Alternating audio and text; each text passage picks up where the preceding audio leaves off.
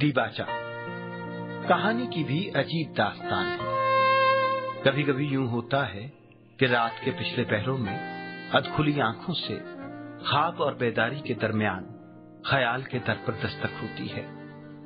اچانک روشنی کا ایک کوندا سا لپکتا ہے، چہار سو اجالا ہو جاتا ہے، لفظ لفظ تصویر بنتا ہے، تمام کڑیاں آپس میں ملتی ہیں اور کہانی اپنے تمام تر اسلوب کے ساتھ کہانی کار پر منکشف ہو جاتی ہے۔ اس سارے واقعے کا کوشش، ہنر اور محنت سے کوئی تعلق نہیں ہوتا۔ یہ لمحہ تو بس الہام کی طرح بغیر کسی اعلان کے، بنا کسی عرض ملاقات کے آپ کے ذہن پر نیند میں جانے سے پہلے نقش ہو جاتا ہے۔ کہانی کار پر ایسے بھی لمحے آتے ہیں جب وہ پوری توجہ اور کاوش کے ساتھ قلم ہاتھ میں تھامے، کاغذ کو سامنے رکھے کہانی بننے کی کوشش کرتا ہے۔ ایسے میں کہانی اکثر اس سے روٹھ جاتی ہے، لا تعلق سی رہتی ہے، کوئی ہیلا کارگر نہیں ہوتا، کوئی لفظ بااثر نہیں ہوتا، نوح کے قلم سے لہو نہیں ٹپکتا۔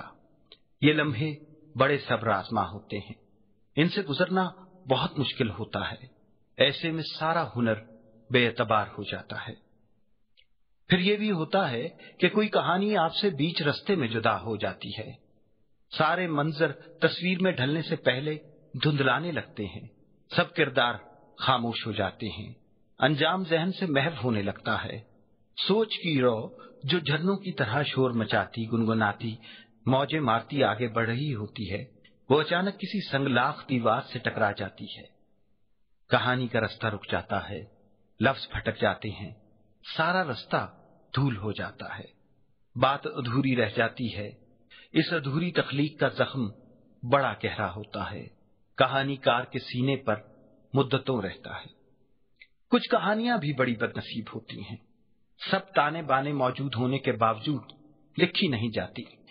ان کہانیوں میں کسی چیز کی کمی نہیں ہوتی، پلاٹ مکمل ہوتا ہے، کردار سچ بولتے ہیں، مکالمے اثر رکھتے ہیں، انجام بہت واضح ہوتا ہے، مگر ان کی تحریر میں وقت مانے ہوتا ہے۔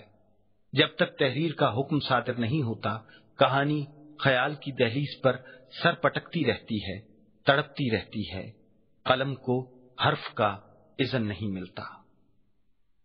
کسی روشن لمحے میں جب کوئی کہانی پورے وفور کے ساتھ لوح دل پر چمکتی ہے تو یہ لمحہ کہانی کار کے لیے معراج کا ہوتا ہے۔